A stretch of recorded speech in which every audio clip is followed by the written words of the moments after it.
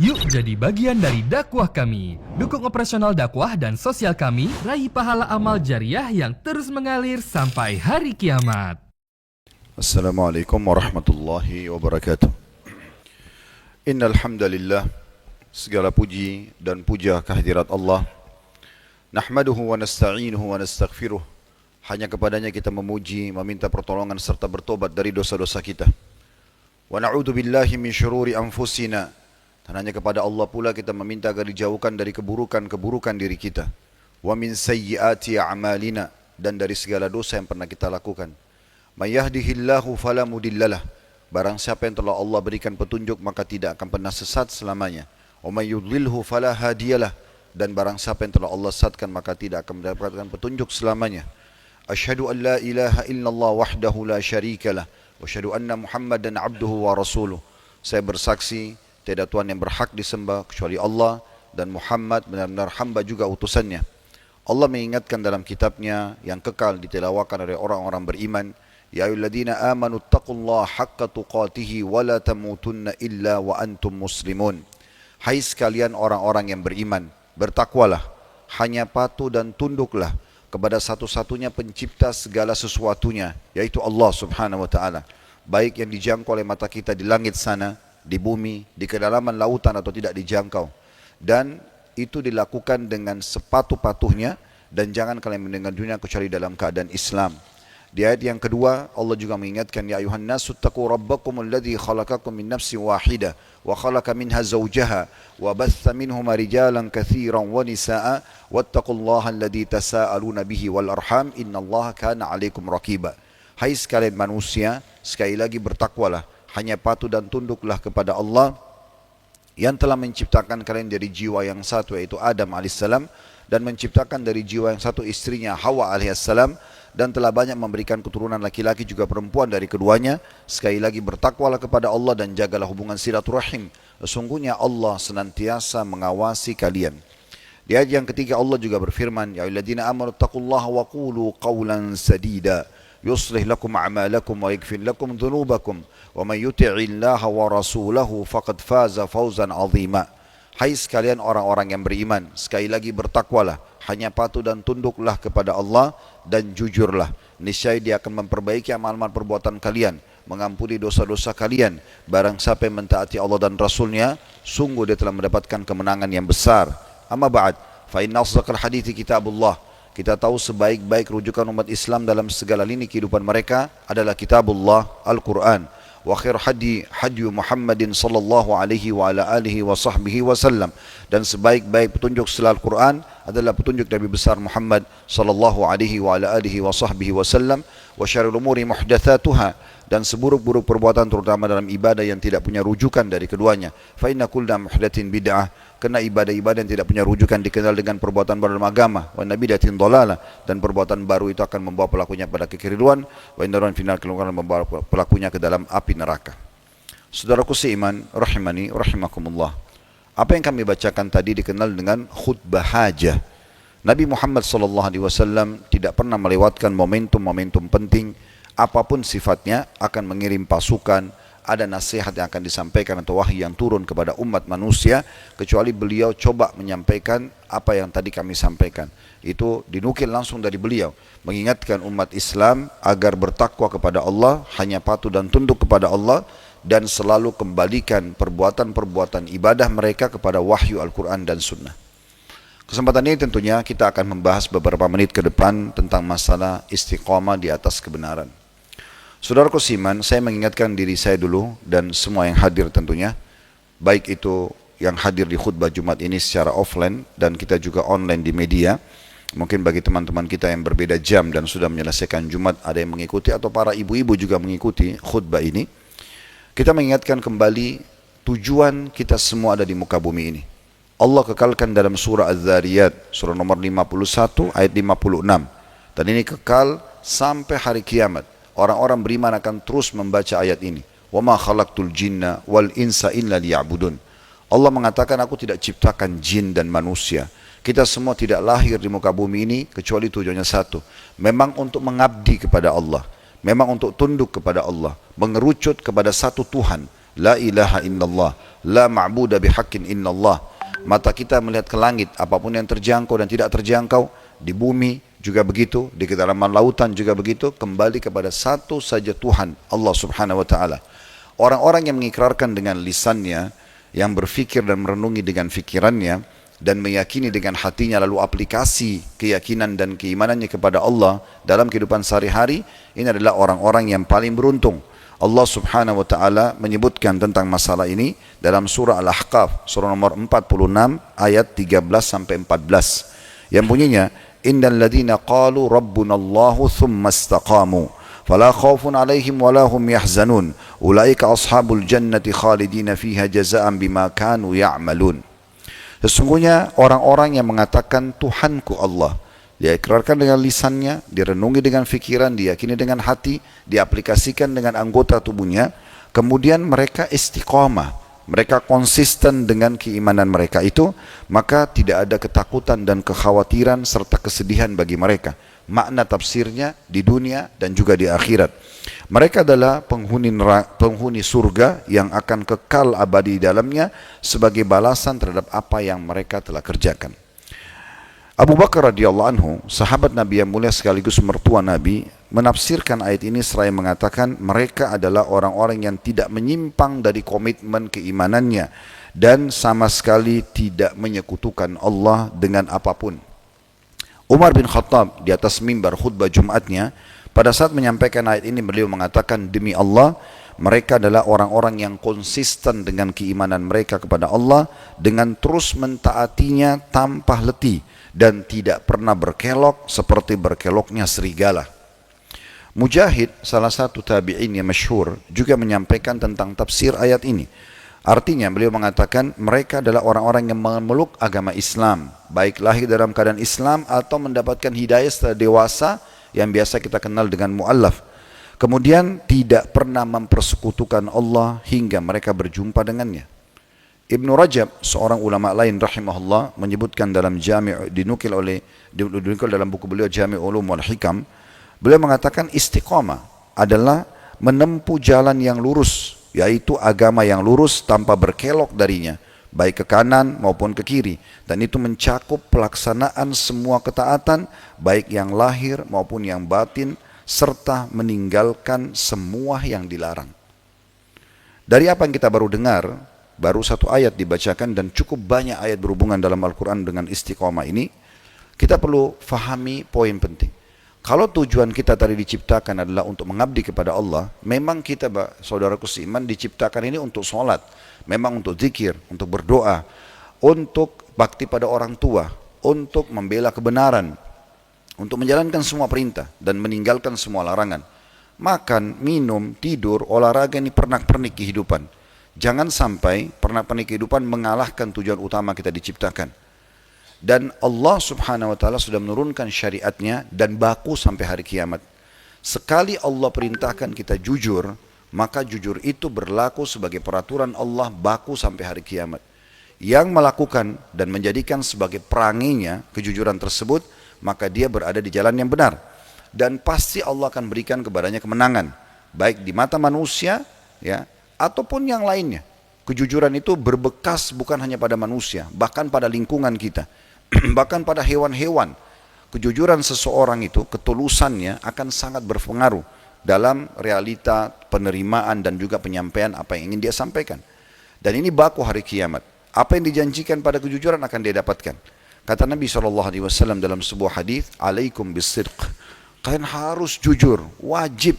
Semua muslim tidak ada pilihannya kecuali harus jujur dalam setiap keadaan dia. Walaupun itu pahit, dia harus sampaikan misalnya. Lalu kata Nabi SAW, manfaatnya apa? Kalau kita tanya, ya Rasulullah, manfaatnya apa? Beliau mengatakan, fa inna sidqa yahdi ilal bir. Karena kejujuran pasti akan menghasilkan kebaikan. Wa innal birra yahdi ilal jannah. Dan kebaikan akan menghasilkan masuk ke dalam surga. Wa la yazalu rajulu yataharra bisidq hatta yuqtaba indallahi siddiqa. Seseorang terus saja menjaga kejujurannya sampai Allah akan cap dia sebagai orang yang jujur. Maknanya tidak akan berbohong lagi seumur hidupnya.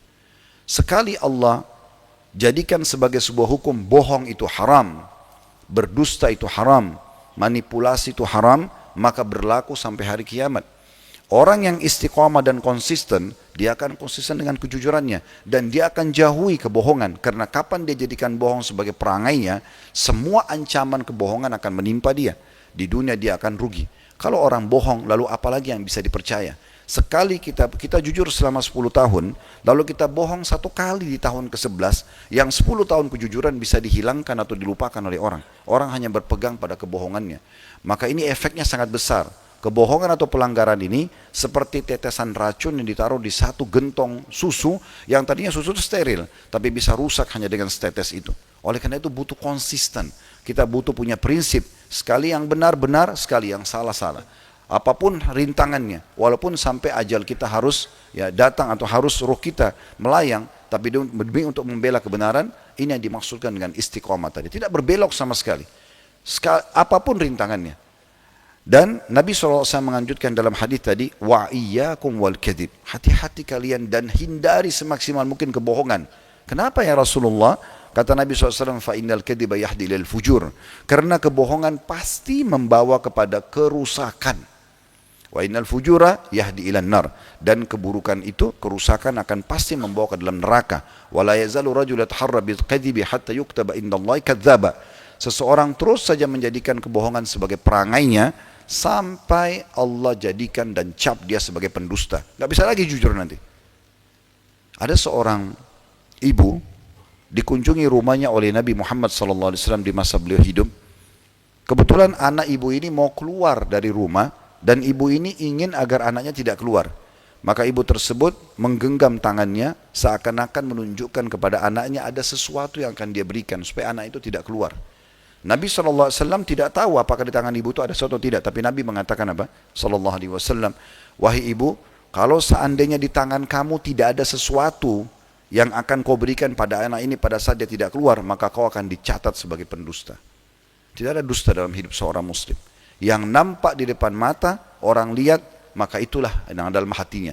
Sekali dia senyum, dia suka, maka berarti orang tahu hatinya pun suka. Sekali dia tidak suka, berarti tidak suka. Wajah dia berubah, itu menunjukkan juga ketidaksukaan dalam hatinya. Begitu memang diajarkan oleh Nabi SAW. Sekali Allah ajarkan kepada kita amanah, baku sampai hari kiamat, amanah itu wajib untuk dijaga. Gak boleh kita mengkhianatinya. Sekali dilarang pengkhianatan, juga baku sampai hari kiamat. Gak boleh dilanggar. Orang yang jadikan amanah sebagai perangainya, kebiasaannya, dia akan menjadi orang yang mendapatkan keutamaan amanah itu sendiri. Dan orang-orang yang mengkhianati akan mendapatkan ancamannya di dunia dan juga di akhirat. Maka orang yang amanah selalu akan punya nama baik di tengah-tengah masyarakat. Kalau anda mau tahu diri anda ini baik atau tidak, coba bayangkan saudaraku seiman, kalau anda meninggal sekarang, kira-kira tanggapan orang terdekat kita apa? Apakah mereka akan mengatakan, oh orang itu jujur, atau dia akan mengatakan orang itu pendusta? Apakah orang akan mengatakan orang ini amanah, atau orang-orang akan mengatakan kita khianat? Dari situ kita sudah tahu diri kita sendiri walaupun kita masih hidup, saudaraku seiman. Nabi SAW menyebutkan dalam hadis yang sahih, sesungguhnya tanda-tanda orang munafik 3. Dalam riwayat lain ada 4 hal. Kalau ada dalam diri seseorang, pastikan dia munafik tulen sampai dia meninggalkannya. Dan siapa yang punya satu dari 4 hal ini, salah satunya saja. Kalau 4-4-nya berarti jelas-jelas munafik tulen. Tapi kalau salah satunya berarti ada sifat kemunafikan padanya yang harus dia segera tinggalkan. Kapan dia tinggalkan, maka lepas darinya. Kalau tidak, maka dia juga tercap masih punya sifat kemunafikan. Kata Nabi SAW, kalau dia berbicara, dia berdusta. Itu orang munafik. Berarti orang beriman kalau bicara jujur. Begitu juga kalau dia diberikan amanah, dia berkhianat. Itu orang munafik. Berarti orang-orang mukmin akan tepati dan menjaga amanah tersebut, walaupun kecil. Sebagai contoh misalnya saudaraku seiman, kalau ada teman kantor kita mengatakan, saya akan cerita pada kamu masalah saya, tapi tolong jangan ceritakan ke orang lain. Kalau anda mengatakan iya, komitmen, nggak boleh anda sampaikan. Amanah, nggak bisa, gitu ya. Kecuali ulama mengatakan satu celah, kalau orang ini adalah pelaku kriminal. Misal dia akan mengatakan, saya akan bunuh seseorang besok, saya akan merampok di tempat ini. Di sini saat itu anda harus wajib menyampaikan kepada yang berwenang agar dia tidak mendatangkan mudarat besar pada orang lain. Tapi kalau dia cerita tentang masalah dia pribadi, maka anda mengatakan iya, tidak boleh anda sampaikan ke orang lain. Berapa banyak orang yang mengkhianati amanahnya dengan cara dia misalnya mengatakan, saya mau cerita sama kamu tentang si fulan ya, tapi tolong jangan cerita sama orang karena dia sudah bilang sama saya. Tapi dia sudah khianati di sini. Berapa banyak masalah-masalah seperti ini terjadi. Oleh karena itu kita butuh konsisten. bagaimana kita komitmen agar terus saja pahala jujur, pahala amanah itu selalu kita dapatkan, dan kita selalu jauh dari hukuman berdusta ataupun kita mengkhianatinya. Dan kata Nabi SAW yang kedua, dari bahwa dia berbicara bohong, yang kedua adalah kalau dia berikan amanah dia berkhianat, yang ketiga kalau dia berjanji maka dia ingkari. Orang beriman kalau sudah mengatakan saya janji, maka janji. Yang penting di atas kebenaran. Jangan janji pada kemaksiatan kepada Allah. Allah punya cara membongkar segala macam kejahatan dengan caranya. Ujung-ujungnya kita hanya mengatakan kok bisa ya? Ya, jawab pada diri anda semuanya, bisa. Kalau Allah mau, ala kulli syai'in qadir. Allah mampu melakukan dan mengerjakan apa saja yang dia inginkan. Sehebat apapun kita mengemas sebuah rahasia, Allah punya cara membongkarnya. Kata ulama, kalau itu keburukan, Allah berhentikan keburukannya di dunia, agar dia tidak lebih berat hukumannya di akhirat. Kalau itu kebaikan, Allah bongkar agar jadi pelajaran bagi orang lain dan menjadi tambahan pahala bagi orang yang menjaga kebenaran tersebut. Allah Maha Kuasa, punya sifat-sifat maha mulia, maha melihat, maha mendengar, dan seterusnya. Lalu kata Nabi SAW yang keempat adalah kalau dia bertengkar, bermasalah, maka dia curang. Ini adalah sifat orang-orang munafik. Berarti orang mukmin dia akan menjaga semua itu agar tidak melanggar haknya orang. Sudah selesai. Kita tidak berhak, kita yang mengatakan tidak berhak. Kalau kita punya hak, tidak ada masalah. Kita boleh mempertahankan selama di atas kebenaran. Allah Subhanahu wa taala mengingatkan Nabi Muhammad sallallahu alaihi wasallam secara langsung, yang berarti juga menjadi pelajaran buat kita sebagai umatnya di dalam banyak ayat, di antaranya surah Hud, surah nomor 11 ayat 112. Fastaqim kama umirta wa man taba ma'ak. Hai Muhammad, konsistenlah terhadap semua yang sudah menjadi prinsip dasar syariat. Karena syariat ini, agama ini memerintahkan semua kebaikan. Jujur, amanah, tanggung jawab, bakti sama orang tua, menjenguk orang sakit, membantu orang susah. Semua baik-baik yang diperintahkan. Konsisten jaga itu. Dan semua yang dilarang, menipu, mencuri, membunuh, memukul, menggunjing, memfitnah. Semua yang buruk-buruk dilarang dalam agama. Orang kalau jadi muslim yang sejati, pastikan dia jadi manusia yang sempurna. Karena ini langsung perintah dari Allah Subhanahu wa taala. Allah mengatakan, hai Muhammad, istiqamah kamu, konsisten dengan itu, hidupmu akan bahagia. Dan Allah mengatakan sebagaimana diperintahkan, dan juga ajak orang-orang yang sudah bertobat bersamamu. Artinya orang yang mau mempelajari lalu menerapkan dalam hidup mereka. Dalam ayat yang lain surah Syura, Asy-Syura, surah nomor 42 ayat 15, Allah berfirman, "Falidzalika fad'u wastaqim kama umirta wa la tattabi ahwa'ahum." Oleh karena itu, hai Muhammad, dakwakan, sebarluaskan kebenaran syariat Allah ini, dan istiqamalah sebagaimana kau diperintahkan, konsistenlah, dan jangan pernah mengikuti hawa nafsu mereka. Di dalam ayat yang lain surah Fussilat, surah nomor 41 ayat 6, Allah juga mengatakan fastaqimu ilaihi wastaghfiruh. Istiqamalah kalian, komitmenlah dengan perintah-perintah dan larangan Allah, perintah kerjakan, sampaikan, larangan jauhi, dan beristighfarlah kepada Allah Subhanahu wa taala. Coba kita dengar juga hadis Nabi SAW. Pernah ada seorang sahabat dalam hadis riwayat Muslim berkata begini, "Qul li fil islami qawlan la as'alu anhu ahadan ghairak." Wahai Rasulullah, tolong sampaikan kepadaku sebuah nasihat yang aku tidak perlu tanya lagi orang lain sesudah Anda. Yang paling gampang aku fahami, ringkas tentang agama Islam ini apa, dan aku mudah fahami dan mudah hanya mensosialisasikannya. Maka Nabi SAW ajarkan kalimat yang pendek. Qul amantu billah thumma istaqim. Ikrarkan dengan lisanmu, renungi dengan fikiran dan yakini dengan hati. Aplikasikan dengan anggota tubuh, Tuhanku Allah, lalu istiqamalah, konsisten. Yang dihalalkan nikmati, yang diperintah yang kerjakan, yang dilarang jauhi. Selesai. Maka itu adalah ringkas agama Islam. Betapa pentingnya kita sebagai seorang muslim harus selalu konsisten dalam kebenaran-kebenaran ini. Allah Subhanahu wa taala mengingatkan kita dalam banyak ayatnya, dan juga Nabi Muhammad SAW dan banyak hadisnya. Sampai Nabi SAW mengatakan, "Idza kanazan nasu adz-dzahaba wal fidda", di saat manusia lagi sibuk mengejar emas dan perak tanpa memikirkan lagi mana halal mana haramnya, faqnidu haulail kalimat. Saya sarankan kalian justru nabunglah, ya, simpanlah baik-baik doa ini. Kata Nabi SAW, Allahumma inni as'aluka tsabata fil amr. Ya Allah, aku minta agar aku kokoh istiqamah di atas perkara kebenaran. Begitu juga Nabi SAW mengingatkan di dalam hadis yang lain tentang orang-orang yang mengubah agama. Sebenarnya hadis ini bukan masalah mengubah, tapi ada fase di mana kita kadang-kadang lemah imannya dan bisa bertambah. Tapi Nabi SAW sudah berikan kepada kita cara dan tips jalan keluarnya. Beliau mengatakan di dalam hadis riwayat Ahmad, inna likulli abidin syirrah. Sesungguhnya ada masa-masa di mana kita semangat mempertahankan kebenaran itu. Walikulli syirratin fatrah. Dan ada masa jenuhnya. Karena terulang terus. Makanan aja kita jenuh. Tidur, istirahat juga kita jenuh. Kadang-kadang pemandangan pun kita jenuh. Itu ada dalam manusia. Tapi kata Nabi SAW, fa imma ila sunnati wa imma ila bid'ah. Bisa saja orang kalau pada saat dia lagi drop, dia bisa tetap konsisten di atas kebenaran mengikuti sunnah, atau dia melakukan malah lawan daripada sunnah atau ajaran Nabi SAW. Faman kanat fatratu ila sunnatin faqad ihtada. Siapa yang terus komitmen menjaga di atas sunnah Nabi SAW, dia jadikan Nabi sebagai patokannya dan suri tauladannya, maka dia telah mendapatkan hidayah. Waman kanat fatratu ila ghairi dzalika faqad halak. Siapa yang justru pada saat kendor semangatnya untuk konsisten di atas kebenaran, maka dia pilih selain sunnah Nabi SAW, maka dia telah binasa.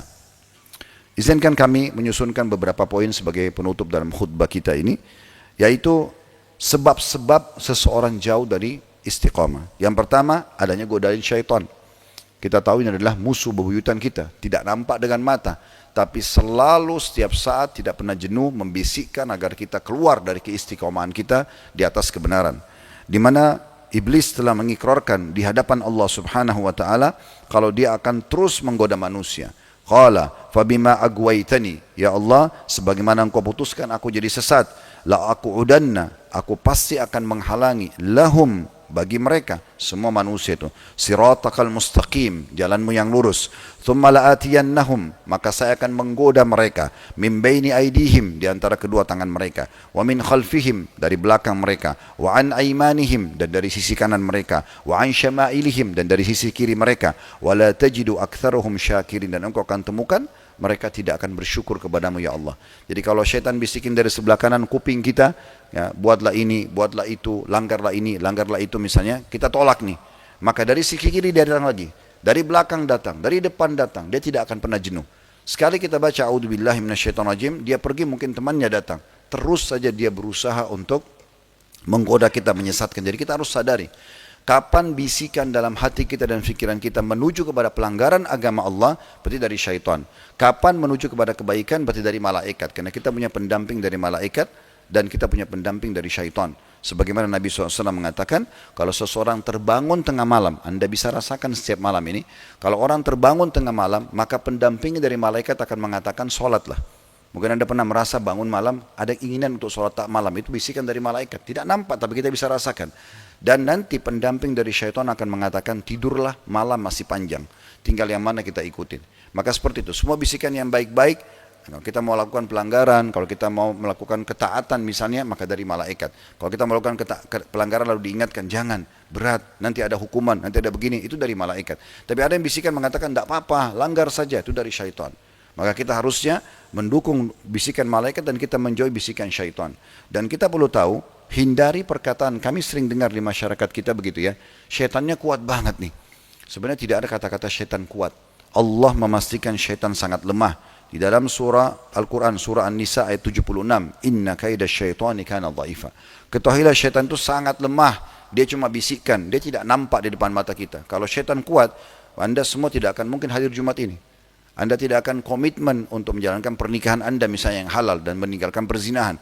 Anda tidak ingin dan itu, karena syaitan tidak bisa buat apa-apa. Kalau syaitan misalnya kalau kita mau sholat, dia menjelma jadi manusia atau dia nampak depan mata lalu mencekik kita, mungkin kerepotan. Tapi ini tidak. Syaitan sangat lemah dan jangan dibesar-besarkan. Masalah yang jadi kalau datang bisikan syaitan, tinggal baca satu saja, a'udzubillahi minasyaitonirrajim. Aku berlindung kepada Allah dari syaitan rajim. Di terjemahan Quran kita tertulis terkutuk. Sebenarnya kalau letter-letnya itu bukan terkutuk. Rajim itu rajam, dilempar dengan panah-panah api. Ya. Makanya Allah mengatakan tentang bintang, waja'alna rujuman lisyayatin. Kami jadikan bintang-bintang sebagai rajam, alat pembakar syaitan. Jadi kalau Anda baca a'udzubillahi sebenarnya Allah datangkan malaikat membakar syaitan yang sedang menggoda Anda. Yang kedua, yang harus kita hati-hati adalah bisikan buruk dalam jiwa. Namanya jiwa yang ammaratun bisu, di mana Allah katakan dalam surah Yusuf surah nomor 12 ayat 53, innan nafsa la ammaratun bisu. Dalam diri kita teman-teman sekalian, ini ada potensi untuk berbuat keburukan, ada potensi untuk buat kebaikan sebagai ujian, ya. Kita bisa buat kejahatan, kita bisa buat kebaikan. Potensi itu ada. Supaya lebih jelas masalah ini, kita mungkin sepakat yang banyak menyesatkan manusia adalah iblis. Ya. Karena memang dia pimpinan syaitan gitu ya. Tapi pertanyaan sederhana, siapa yang menggoda iblis pada saat dia tidak mau sujud kepada Nabi Adam? Sementara kita tahunya iblis adalah pimpinan syaitan yang menggoda manusia. Kata ulama, yang menggoda iblis adalah ammaratun bisu. Dalam jiwanya ada potensi keburukan yang dia ikutin potensi itu. Anda kalau mau berbuat zina misalnya, wa na'udzubillah, ada cenderung kita untuk melakukannya, ada juga kecenderungan untuk tidak mau melakukannya. Ini selalu bentrok dalam jiwa kita. Nah, kalau Anda ikutin keinginan tetap yang buruk, udah lihat saya kerjanya terserah apa konsekuensinya, nggak ada masalah. Anda kalau mau manipulasi data, maka ada bisikan untuk jangan, potensi positif dalam diri kita, nanti malaikat juga akan membantu mengingatkan itu, kemudian ada juga potensi buruk kita. Syaitan juga akan tunggangin itu, tinggal Anda ikutin yang mana. Ya. Nah kalau Anda ikutin bisikan-bisikan buruk, maka pastikan Anda akan terjerumus dalam jeratan syaitan dan Anda sulit sekali untuk meninggalkannya. Yang ketiga, berdebat sementara salah. Berdebat dalam keadaan salah. Kalau kita sedang berdebat, menyampaikan argumentasi dan dalam keadaan benar, nggak masalah. Tapi kalau Anda tahu diri Anda salah, lalu Anda lebih banyak ngeyel, maka ini akan menjadikan permasalahan baru. Dan ini hanya menjauhkan kita dari istiqamah. Sebagaimana Nabi SAW mengatakan di dalam sebuah hadis yang sahih. Ma dhalla qawmun ba'da huda kanu alaih. Tidak ada satu komunitas yang sesat setelah dapat petunjuk illa utul jadal, kecuali karena mereka suka sekali berdebat. Thumma ta'ala Rasulullah sallallahu alaihi wasallam hadhil ayah, lalu Rasulullah SAW membacakan ayat ini, wa qalu alihatuna khairun amhu ma darabuhu laka illa jadala bal hum qaumun khasimun. Yaitu orang-orang Quraisy mengatakan, apakah Tuhan kami lebih baik daripada itu? Maksudnya Nabi Isa alaihissalam. Waktu itu mereka berdebat kepada Nabi SAW begitu ya. Mereka tetap mau bela berhala-berhala mereka. Mereka katakan lebih baik daripada Nabi Isa untuk mendebati Nabi SAW. Maka kata Allah SWT, mereka adalah kaum yang menolak. Begitu juga kata Nabi SAW, inna abghadar rijali ilallahi ta'ala al-aladdul khasim. Sesungguhnya orang yang paling Allah benci adalah orang yang sangat sengit dalam membantah, berkelahi, bertengkar. Kejantanan kita, bapak-bapak sekalian, tidak perlu diperlihatkan dengan keberanian kita untuk berantem. Itu ada masanya, ada waktunya di medan perang misalnya. Mungkin itu beda. Tapi kalau dalam keseharian, dengan istri, dengan anak, dengan teman, atau apa saja gitu ya, yang seperti ini, maka tidak perlu kita melihatkan keberanian kita sementara kita salah. Apalagi kita sampai mendebat. Makin kita debat, makin kita putar balikkan fakta, maka makin menyulitkan kita ke depannya. Tidak ada orang subhanallah memudahkan masalah. Kamu salah, ya saya salah, maafin saya. Apa konsekuensinya? Kecuali selesai. Tidak ada orang yang terus putar balik menutupi kesalahannya, kecuali nanti akan lebih rumit nanti penyelesaiannya. Karena dia seakan-akan memperkeruh air yang sudah keruh. Begitu juga Nabi SAW mengatakan, menjadala fi khusumatin bighairi ilm, walam yazal fi sakhatillahi hatta yanzi'. Siapapun yang terus berdebat ya tanpa ilmu, jelas dia salah, tapi dia tetap pertahankan kesalahannya, maka dia tetap berada di bawah kemurkaan Allah sampai dia berhenti. Di dalam hadis yang lain riwayat Tirmidzi kata Nabi SAW, al-haya'u wal-'iyyu syu'batani minal iman. Sesungguhnya rasa malu dan sedikit ya sedikit sekali melakukan aktivitas yang tidak, maksudnya buang-buang waktu ya. Waktunya semua mahal. Rasa malu dan memaksimalkan waktunya hanya pada yang bermanfaat adalah bagian daripada keimanan. Wal badza'u wal bayanu syu'batani minan nifaq. Sementara orang yang suka berbicara kotor dan selalu rutinitasnya berdebat padahal dia salah, itu adalah tanda-tanda kemunafikan. Yang keempat, selalu lalai dalam menunda amal-amal saleh. Dia selalu di waktu-waktu kosongnya justru lalai dalam ibadah. Sementara Nabi SAW mengatakan dalam hadis Bukhari, ni'matani maghbunu fihima katsirun minan nas. Dua nikmat yang banyak dilalaikan oleh manusia, as-sihhatu wal faraq. Kesehatan yang harusnya digunakan untuk ketaatan dan juga waktu yang lowong. Berapa banyak orang tidak istiqomah karena dia selalu mengisi waktu-waktu kosongnya dengan hal yang jauh dari ibadah. Nanti dia akan menyesal. Kata Nabi SAW, badiru bil amali sab'an, segera beramal saleh sebelum datang 7 perkara. Hal tantadiruna illa faqrin munsi, apakah kalian nunggu sampai kalian miskin yang membuat kalian lupa untuk ibadah, au ginan mutqiya, atau kekayaan yang membuat sombong, au maradun mufsida, atau penyakit yang membinasakan, au haramin mufannida, atau masa tua yang sudah pikun, au mautin mujhiza, atau mati yang tiba-tiba datang, awi dajjalu fasyarru ghaibin yuntadar, atau kalian menunggu dajjal yang keluar dan dia seburuk-buruk yang ditunggu, awi sa'ah yang ketujuh, atau kalian tunggu hari kiamat, fasa'atu adha wa amar, ketahuilah hari kiamat lebih pahit dan lebih dahsyat. 3 poin terakhir. Yang kelima, saya ringkaskan, sahabat dan lingkungan. Makin kita berteman dengan orang yang berprestasi, orang yang jujur, orang yang amanah, kita makin terpengaruh. Makin kita berteman sama orang-orang yang buruk, maka kita pasti akan sama dengan mereka. Sebagaimana sabda Nabi SAW, Al-mar'u ala dini khalili, seseorang pasti terpengaruh dengan sahabatnya atau lingkungannya. Fanyandur ahadukum ila man yukhalil, maka kalian harus pilih secara jeli siapa yang kalian jadikan sebagai teman dan lingkungan kalian. Maka ini penting sekali untuk digarisbawahi. Maaf, cuma ada 6 poin. Poin yang terakhir, tadi saya bilang 3 tapi sisa 2. Yang ke-6 adalah tidak berdoa kepada Allah agar dibuat istiqamah. Jadi maksudnya kita selalu berdoa agar dibuat istiqamah. Betapa seringnya Nabi Muhammad SAW mengatakan, Ya muqallibul qulub, tsabbit qalbi ala dinik. Wahai membolak-balikkan hati manusia, tetapkan hatiku di atas agamamu. Dalam riwayat lain, Ya musarrifal qulub, sarrif qalbi ala ta'atik. Wahai yang membolak-balikkan hati manusia, tetap arahkan hatiku kepada ketaatan kepadamu. Ummu Salamah, istri Nabi SAW berkata begini, Ya Rasulullah, betapa seringnya anda baca doa ini. Siapa anda? Apa yang anda khawatirkan? Kenapa masih anda khawatir untuk tidak istiqamah? Anda bisa menyimpang. Kata beliau, wahai Ummu Salamah, yang namanya hati manusia tetap ya di antara jari jemari sang pengasih Allah, dia membolak-balikkan sesuai yang dia inginkan. Maka sangat penting seseorang selalu membaca doa agar diistiqomahkan. Terlalu banyak ya, di antaranya hikmah kenapa kita di Al-Fatihah selalu baca ihdinas siratal mustaqim, tunjukkan kami jalan yang lurus. Kita sudah muslim, sehari kita ulangi di sholat wajib saya 17 kali surah Al-Fatihah. Itu 17 kali kita minta hidayah. Belum juga kalau kita duduk di antara dua sujud kita membaca wahdini dan berikan aku hidayah. Selalu begitu. Kalau di Timur Tengah sudah biasa kalau dia doakan temannya, semoga Allah berikan kau hidayah. Allah yahdik, itu biasa sekali. Maka kita butuh memang dengan hidayah ini agar kita bisa istiqamah di jalan Allah Subhanahu wa taala. Sedikit saya tambahkan setengah menit saja, juga bagaimana saudaraku Siman Anda coba membangun prinsip dalam hidup. Saya sering kasih contoh di pengajian begini. Kalau kita ini hanya untuk belajar supaya kita bangun prinsip di atas atau istiqamah di atas kebenaran. Kalau Anda misal menuju ke satu restoran bersama teman-teman mau makan. Restoran itu terkenal dengan nasi gorengnya misal. Maka kita semua ke sana ingin makan nasi goreng. Tapi begitu kita buka menu pas tiba di sana, ternyata ada gambar yang lebih menggoda buat kita tanda kutip adalah mie gorengnya. Maka di saat itu Anda pesan mie goreng, jangan pesan nasi goreng. Walaupun teman-teman semua mengatakan, tapi kan kita datang untuk ini. Iya, saya lagi pengen mie goreng, tidak apa-apa. Nanti kalau saya cobain punya kamu sedikit, tidak apa-apa. Tapi coba kita juga prinsip dari hal yang dasar. Sehingga kita terbiasa berpegang pada prinsip dan tidak terpengaruh dengan orang. Berapa banyak orang berubah-ubah hanya karena terpengaruh dengan lingkungannya. Aku qauli hada, saya sudah mengucapkan perkataan saya ini. Wa astaghfirullah li walakum, dan saya beristighfar kepada Allah. Ajak jemaah istighfar kepada Allah. Fastaghfiruhu innahu wal ghafurur rahim. Istighfarlah kepada yang, karena dia maha pengampun juga maha pengasih.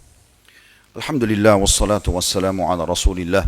Segala puji dan puja kehadirat Allah subhanahu wa ta'ala, juga salawat dan taslim kepada Nabi besar Muhammad sallallahu alaihi wa alihi wa sahbihi wasallam.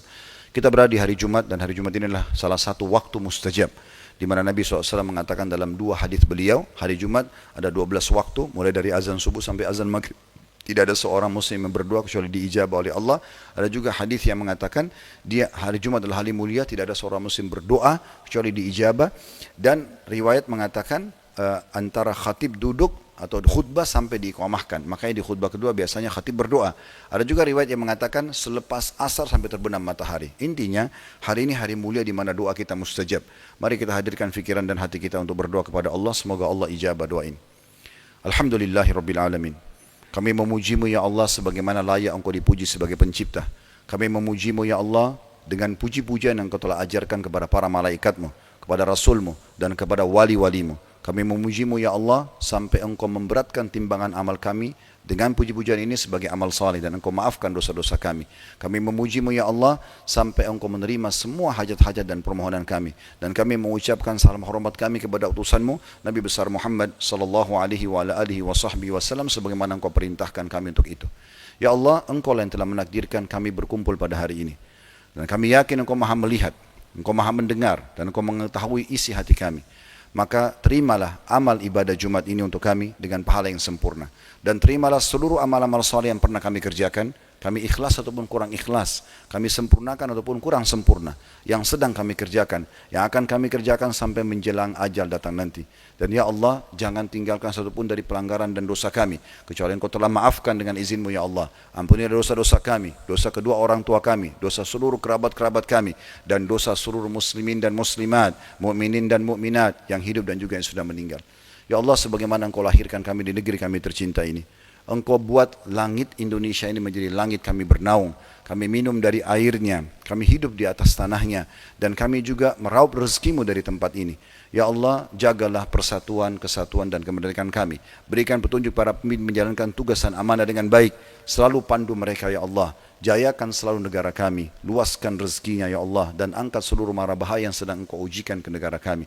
Dan jadikan kami masyarakat yang selalu gotong royong dengan pemerintah kami untuk menjaga nikmat besar-Mu, kemerdekaan, persatuan dan kesatuan kami.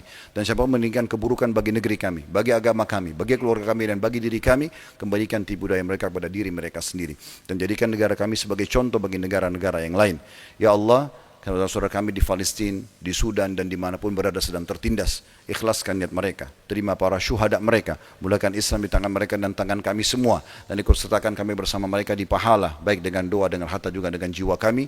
Dan ya Allah, sebagaimana Engkau satukan kami dalam majlis Jumat ini, satukan juga kelak kami di surga Firdaus tanpa hisab. Rabbana atina fid dunya hasanah wa fil akhirati hasanah wa qina adzabannar. Ya Allah, berikan kami semua yang terbaik di dunia, berikan kami semua yang terbaik di akhirat, selamatkan kami dari api neraka. Wa adkhilnal jannata ma'al abrar, masukkan kami ke dalam surga bersama orang-orang yang patuh. Ya Aziz wa Ghafur, ya Rabbul Alamin, Tuhan yang maha semesta, wahai Tuhan alam semesta, wahai Zat yang maha pengampun dan maha pengasih. Wa sallallahu nabiyana Muhammadin wa alihi wasallam, alhamdulillahi rabbil alamin. Inna Allaha ya'mur bil adli wal ihsani wa ita'i dzil qurba. Allah selalu menyuruh kita berbuat kebaikan, keadilan dan juga membantu sanak kerabat kita. Wa yanha 'anil fahsya'i wal munkari wal baghi. Allah larang perbuatan keji, perbuatan mungkar dan pembangkangan. Ya'idukum la'allakum tadhakkarun. Itu peringatan dari Allah, jadikan sebagai prinsip hidup kalian. Fadhkurullahal 'azim yadhkurkum. Ingat selalu Allah, Allah akan ingat kepada kalian. Wasyukura ni'mati yazidkum, syukur nikmat dia pasti akan tambah. Wa la dzikrullahi akbar, mengingat Allah adalah amal yang paling besar. Wa aqimis shalah, dan dirikanlah salat.